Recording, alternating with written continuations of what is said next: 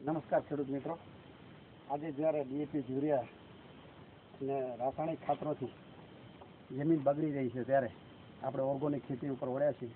જ્યારે મારા પોતાના ફાર્મની અંદર 8 થી 9 વર્ષથી સજ્જ ખેતી ઉપર જ પ્રયોગ કરું છું અને એમના રિઝલ્ટ પણ સારા મળ્યા છે. ત્યારે આપણે એક જૈવિક લિક્વિડ જે આપણે ઘરે જ બનાવી છીએ, તો જૈવિક લિક્વિડની અંદર સમજી લો કે 15 લીટર આ ગૌમૂત્ર છે,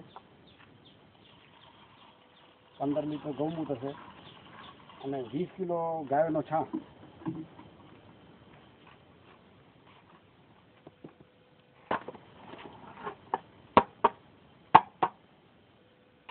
અને એમના પછી આ જે આંકડા છે,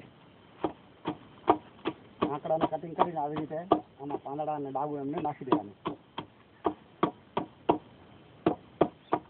અને પછી જે થુવર છે એમના આ રીતે આ થુવરના ડીંડા જે છે એ થુવરના ડીંડા નાખવાના. અને આને જે આથો છે, આને આંકડો છે, ધતુરો છે, લીમડો છે, લીંબોડી છે, એ બધી વનસ્પતિ અંદર નાખી અને 15 દિવસ સુધી ચડાવવાની. અને ચડાવ્યા પછી આપણે 200 લીટર પાણીનો ડ્રમ ભરવાનો અને આપણું જે બનાવેલું લિક્વિડ એ 20 લીટર 200 લીટર પાણીમાં નાખવાનું. અને પાણીમાં નાખ્યા પછી આપણે ડ્રીપ દ્વારા સમજી લો કે આપણે ચાલુ કરીએ છીએ.